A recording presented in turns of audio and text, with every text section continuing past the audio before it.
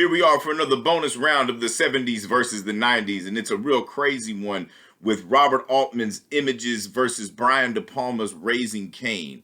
And like I said, this one was a real crazy one to get through. And, before we jump right into it, though, let me just say that I highly encourage anybody to watch these movies before they watch these videos because, I'm going to spoil the shit out of them. And if you actually want to enjoy these movies, see for yourself firsthand which one's better, if you agree or disagree with me or any shit like that. But also, for all those that don't give a fuck, by all means, they just want to know about the movies, watch it. I don't give a fuck. But I figured I'd get that out of the way because I know I've spoiled a lot of shit for people probably. Like anybody cares. I ain't got no comments, so I guess nobody gives a fuck. But diving right into the films, first up we have Robert Altman's Images. And he wrote and directed this film. Usually he doesn't really do a lot of the writing. He kind of writes with his camera. He works through a lot of improvisation with his actors and stuff.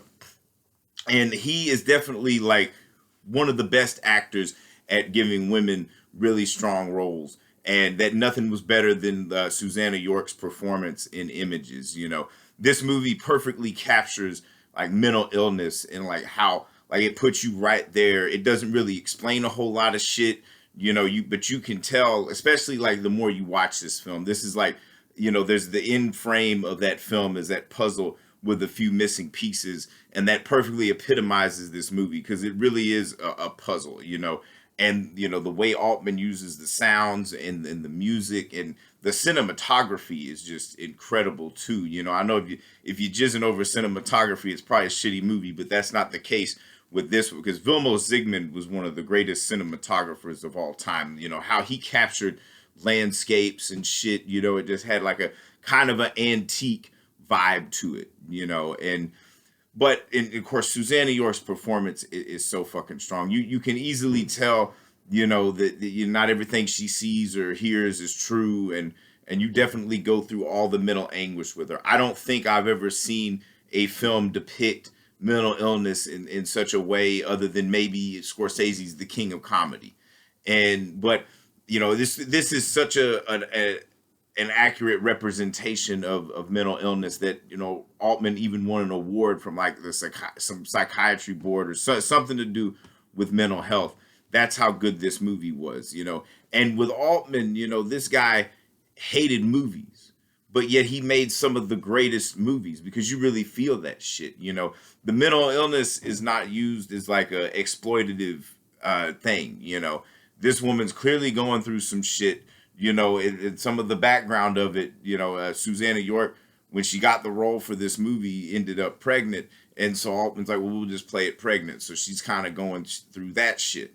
And, she's also got a husband that's kind of a piece of shit. Renee Auberjonois, I probably fucked that name all up. But, the guy that was in Deep Space Nine, who was one of Altman's like a troupe of actors.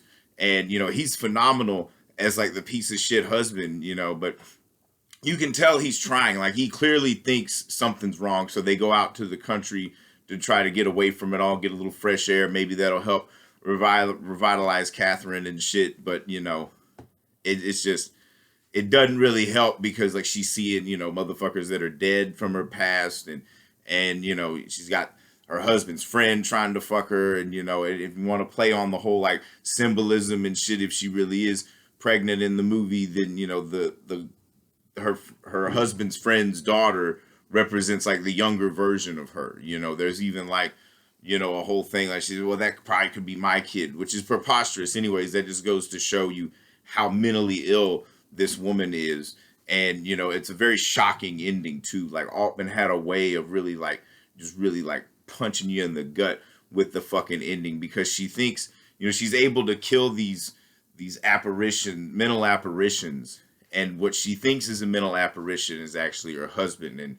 And that reveal scene is just like fucking bam. The thing about Robert Altman is like he was basically the American Godard. And honestly, he's better than fucking Godard. Like, a lot of people give him shit because his movies are like controlled chaos. But if controlled chaos looks that good, why the fuck are you mad? You obviously can't orchestrate shit that good. And then we move on to Brian De Palma's Raising Cain, which is pure exploitation garbage, and it's, the thing about De Palma is he tried to be American Godard starting out and realized there's no money in that, so then he just goes to being, Hitchcock, because you can make money doing that shit, especially at a time where, exploitation was really taking off, and the slasher film in the 80s, it was all primed for that. But by the time we get to Raising Cain, all the bullshit that De Palma like flourishes with is kind of growing old. And another thing too, he wrote and directed this script, which is kind of weird, because you kind of get the sense of like, De Palma may relate to the main character, which is this movie is also produced by Gail Ann Hurd, who De Palma was also married to at the time. So that whole dynamic just is intriguing to me. I don't know what the fuck any of that shit means or how the fuck you would unpack all that shit, but it's interesting to think about watching this movie, because it all is all about this guy going nuts. His wife cheats on him, and that fucks him. That brings all his multiple personalities back into play and shit. And the use of the multiple personality thing, is interesting. Like John Lithgow gives a really great performance, but he's not half the fucking actor that Susanna York is. But it's very like interesting to watch him play those scenes, and the fact that they have him playing the father adds further doubt to like his sanity and shit. And then that twist at the end where it's like, oh, it's the father still alive, that discredits a bit, and it's an age-old fucking hack, twist and shit, it just not, it just doesn't really pack as much punch as like, the shit that De Palma's not only recycling from Hitchcock, but recycling from himself, because there's a lot of fucking like shit that he used in Dress to Kill pops up in this one, most explicitly the dream sequence where, the wife thinks she put the wrong gift in somebody's play, and it switched up. She has to go back and switch it and all that shit. And the fact that it uses that as dream sequences is pretty bullshit too, And so the movie's lame and it's trashy, and and it explains everything to the point where it's like it just kind of justifies its own bullshit, because it's like, look how clever I am type shit. Whereas like you look at Altman, it's just trying to like really just show you how fucked up it is to be mentally ill, and how like motherfuckers just need help, and you kind of have that little PSA fucking after school special at the end, and that ending's trash too, because it just pops up, Daddy's here, and it's him as the Margot personality. And I'll say this, John Lithgow makes a better looking woman than he does a man. He plays a tranny a lot in movies, but also there's really no point of that. It does nothing to further the plot. The fact that she's the one that kills the father is interesting, I guess. There's probably some Freudian subtext fucking bullshit you could read into it, but I could care fucking less about that. Tell me a good fucking story, And it tells a decent story, but it's still basic hack fucking pop boiler Hitchcockian thriller shit that De Palma just like to rehash on. Honestly, you can tell by this point in his career that he is getting tired. So that kind of fucking adds fuel to Tarantino's argument that maybe directors should stop at a certain point. Like had he just stopped at Carlito's Way, which is his follow-up to Raising Cain, that maybe we wouldn't have to suffer through some of the shittiest movies in that man's filmography. But I guess motherfuckers also gotta work too, and they can't get better scripts than this. But yet again, though, he wrote and directed this, so this was something he sat down and he thought was pretty brilliant and make into a fucking film, and there's great elements in it, but even the fucking cops in it, it's just so fucking trash, there's not an ounce of realism in it. You could tell it's like motherfuckers that just really get off on film noir or Hitchcock and shit like that. And Altman does none of that. So that's why I got to give this to Images, because it's not only a real movie, it's a fucking real ass like thing. You feel every ounce of this mental anxiety. With Raising Cain, it'll definitely catch your attention. You're watching it because De Palma understands the dynamics of shit. He knows how to play the orchestra and shit, but he doesn't really know how to like actually evoke real emotion and shit. It's pure cinema. So that's why a lot of hack motherfuckers like De Palma, but the real ass motherfuckers like and know that Altman is the fucking GOAT.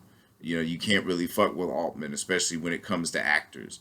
You know, the thing about it is a lot of directors don't understand like that your actors are the most important thing, because it's like, sure, John Lithgow's doing heavy lifting in Raising Cain, but everybody else in Raising Cain is fucking dog shit. And maybe that's the intention. Maybe he's trying to go for this flat Hollywood thing, but motherfucker, you came up in the new Hollywood.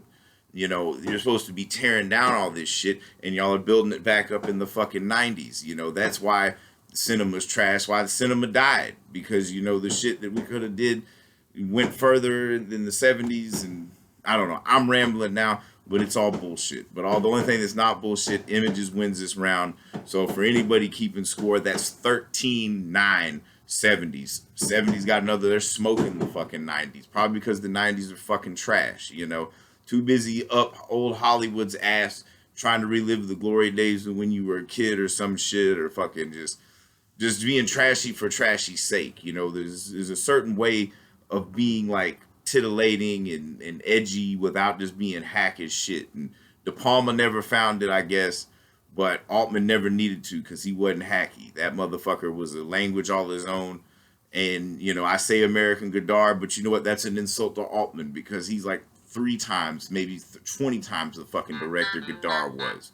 So 13-9 70s. 70s the greatest decade, you know, as we're looking like that. 90s could come back. Who the fuck knows? We got the main event coming up with the fucking Deliverance versus the River Wild. So that one should be fucking intense. But, you know, like I said, if I've said anything wrong, something you don't like, or you don't agree with the picks that I make, debate me. I don't give a fuck. We'll collaborate. I don't know. Whatever the hell. And all the fucking film professors out there, feel free to teach this shit. I don't fucking know. This is the rough draft to my doctoral thesis. I could be sitting in your fucking class, but all I know is this fucking shit's heating up. I can't wait this long to fucking see what wins. I got to know. So all these bonus rounds will pop up here and there. I can't say they're going to be 1 a day, 2 a day, who knows, but you at least get 1 a week. So think about that shit. So anyways, 13-9 70s, loving it.